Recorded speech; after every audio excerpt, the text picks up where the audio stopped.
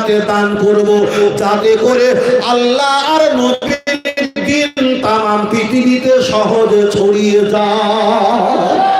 আর একটু জোরে হবে না?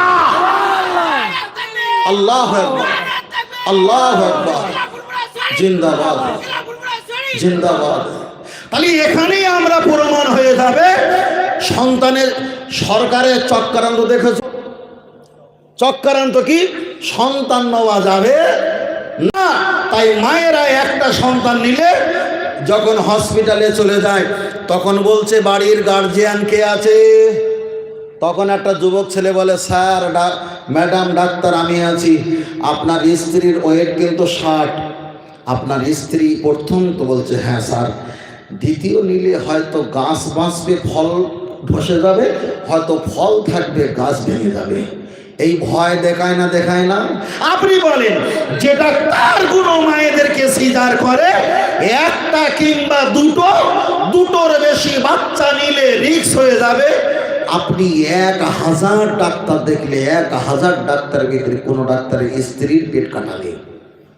তারা এরকম করে না।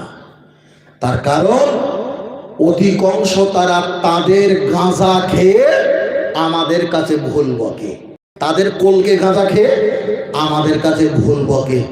উনি ভুল বকে দিয়েছে, এনারা ভুল বকে। তার কারণ হলো ওদের চোখে আছে সেই ফেরাউনের চশমা, ওদের চোখে আছে সেই ইবলিসের চশমা, ওদের চোখে আছে সেই আবু জাহেলের চশমা, ওদের চোখে আছে উতবা উতাইবার চশমা, ওদের চোখে আছে ওই জামানার বেঈমান হাজ্জাজ হামান যারা ছিল কাফের বেঈমান নমরুদ ফেরাউন, তাদের চশমা।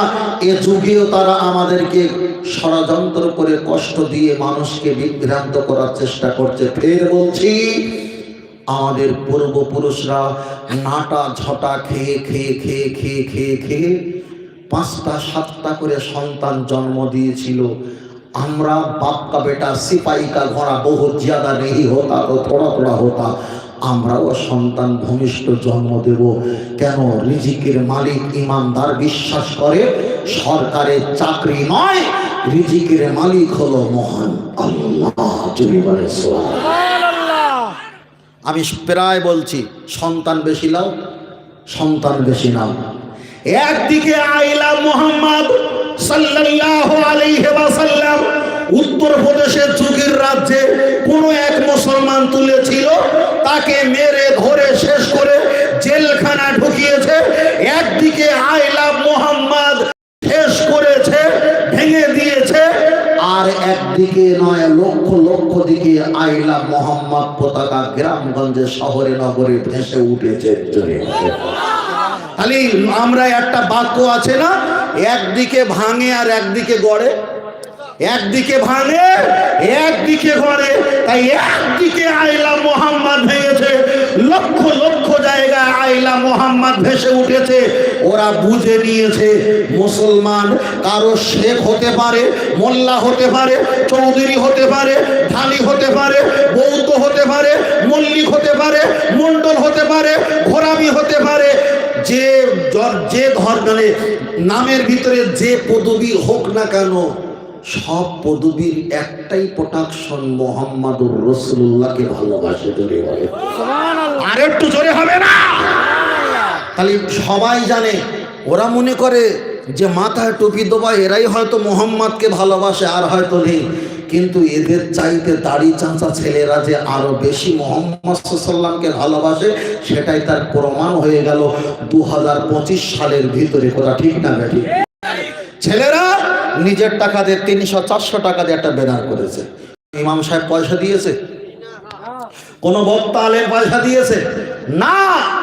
তারা আমাদের মুখ থেকে শুনেছে, সোনাটাকে এত প্রাধান্য দিয়েছে, তারা নিজের গাঁটির টাকায় আবেগে আই লাভ মুহাম্মদ পতাকা টাঙিয়েছে।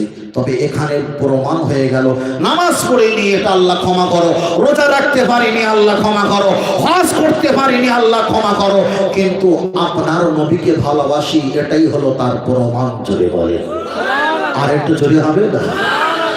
নবী ছাড়া জান্নাত পাবে না, প্রিয় নবীকে ভুলে যেও না।